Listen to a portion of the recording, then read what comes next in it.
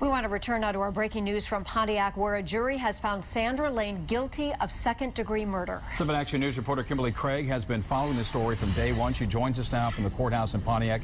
Kim, you just spoke a few minutes ago to Jonathan Hoffman's parents, correct? Absolutely, and they are actually relieved at this verdict. Now, Sandra Layne actually herself seems shocked by the verdict, convicted, as you said, of second-degree murder. But Jonathan's parents say she got what she deserved, and that's including Jonathan's mother, who is Sandra Layne's daughter. Count 1, first-degree murder. Guilty of the lesser offense, second-degree murder. Count 2, possession of a firearm in the commission of a felony. Guilty of possession of a firearm in the commission of a felony. Your reaction to the verdict? I'm thrilled. I'm thrilled. It's really hard to comprehend that your own mother could do something like this to your own child. And I just know that my son is in heaven, and that's a place that she'll never see.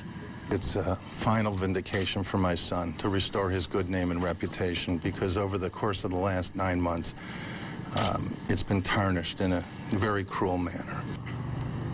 And coming up at 6 o'clock, we're going to give you the reaction that Jonathan's parents, this is the first time they've been able to talk. They weren't allowed to talk during the trial. They were sequestered during all of this. You're going to hear what they have to say about why Jonathan was staying with his grandmother and their thoughts on that. You're also going to hear about the reaction and see the reaction of Fred Layne, Sandra Layne's husband. We'll have that and much more coming up at 6 o'clock. We'll see you then. Back to you. Okay, Kimberly, it certainly seems like there's a lot of hatred in that family. Layne's attorney contends the grandmother acted in self-defense.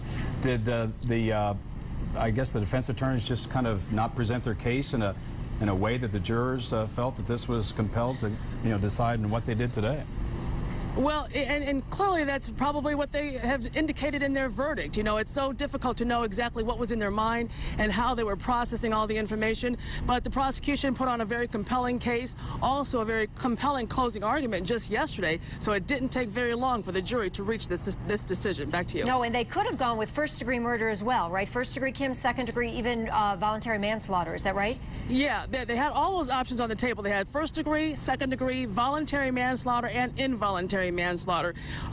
Sandra Layne's defense attorney was actually hoping she would get acquitted on everything, but I think when a lot of people listened to the fact that he was shot 6 times, they thought that was going to be very hard to do. Well, we look forward to more at 6, Kim, because I think a lot of people were asking during this whole thing, they wanted more about the parents and where they've been and why he was, I know they had moved and they had, I believe, been in the other state because he was in Arizona, wanted to finish school with, in this area, but still, much more you have ahead for us at 6, and we look forward to it, Kim. Thank you so much. Absolutely. See you then. Certainly a family tragedy.